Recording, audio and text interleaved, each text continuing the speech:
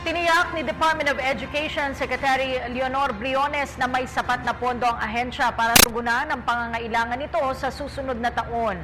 Ani Briones, partikular nilang tututukan ang pagsasaayos ng mga pasilidad at school supplies sa mga pampublikong paaralan sa elementarya at sekundarya.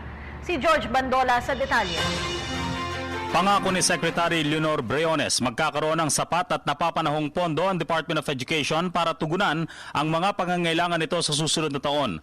Pangunahin sa kanyang agenda ang pagkakaroon pa ng mga dagdag na guro, pasilidad, computers, textbooks at school supplies ang lahat ng public elementary at high schools. Dahil dito, mismong si Briones ang nangunguna ngayon sa pag-aaral ng 2017 DepEd budget na isasama sa General Appropriations Act. Sa ilalim ng konstitusyon, kailangan na mabigyan ng pinakamataas na pondo ang DepEd at tumutugma sa 6% ng kabuoang gross domestic product ng bansa.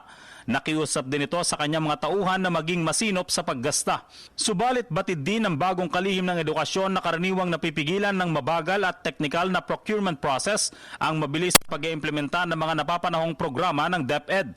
Ngayong 2016, may 440 billion pesos ang DepEd.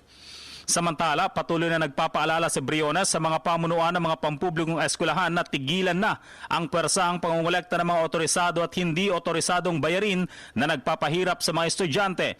Sa ilalim ng Department Order No. 41 Series of 2012, tanging ang mga authorized contributions lamang ang maaaring kolektahin ng mga paaralan at kung ito ay voluntaryong babayaran lamang. Ang mga authorized contributions ay ang 50 pesos para sa Boy Scouts of the Philippines at Girl Scouts of the Philippines, 35 pesos sa Philippine National Red Cross, 5 pesos para sa Anti-TV Fund Drive at PTA fees. Gayon din ang bayarin para sa school publication, 60 pesos sa elementary at 90 pesos sa high school.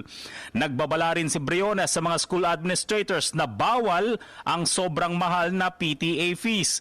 Dahil nga voluntaryo lang, hindi daw dapat na maging basihan para hindi isyuhan ng mga nararapat na admission o clearance ang isang bata.